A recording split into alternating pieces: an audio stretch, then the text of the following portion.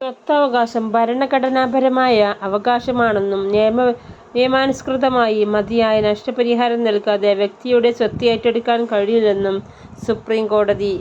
1978 44-ാം ഭരണഘടനാ ഭേദഗതി പ്രകാരം സ്വത്തവകാശം മൗലികാവകാശമല്ലാതെയായി മാറി. എന്നാൽ ക്ഷേമരാഷ്ട്രത്തിൽ സ്വത്തവകാശം മനുഷ്യാവകാശമായും ഭരണഘടനയുടെ ആർട്ടിക്കിൾ 300A പ്രകാരം ഭരണഘടനാപരമായ അവകാശമായും തുടർന്നുവെന്ന് ജസ്റ്റിസുമാരായ BR ഗവായി, KV വിശ്വനാഥൻ എന്നിവരടങ്ങിയ ബെഞ്ച് നിരീക്ഷിച്ചു. വ്യക്തിയുടെ സ്വത്ത് നിയമത്തിൻ്റെ വഴിയിലൂടെയല്ലാതെ അപഹരിക്കരുതെന്ന് ആർട്ടിക്കിൾ 300A വ്യവസ്ഥ ചെയ്യുന്നെന്ന് സുപ്രീം കോടതി ബെഞ്ച് വ്യക്തമാക്കി.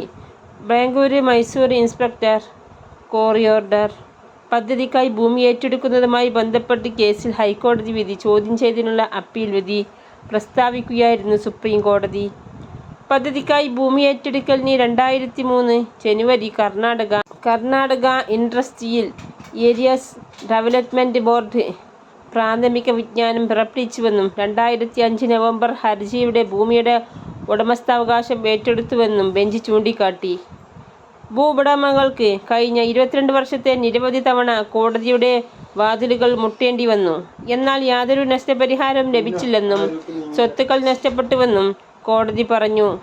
ആർട്ടിക്കിൾ 142 പ്രകാരം 2019 ഏപ്രിൽ 22 വിപണി മൂല്യത്തിൻ്റെ അടിസ്ഥാനത്തിൽ ഉടമകൾക്ക് നഷ്ടപരിഹാരം നിർണ്ണയിക്കാനും സ്പെഷ്യൽ ലാൻഡ് അക്വിസിഷൻ ഓഫീസറോട് ബെഞ്ച് നിർദ്ദേശിച്ചു. പൊതുനന്മയുടെ പേരിൽ ജില്ലാ സ്വകാര്യ സ്വത്തുക്കളും ഏറ്റെടുക്കാൻ സർക്കാരിന് അധികാരമില്ലെന്ന് സുപ്രീം കോടതി ഭരണഘടനാ ബെഞ്ച് നേരത്തെ വിധി പറഞ്ഞിരുന്നു.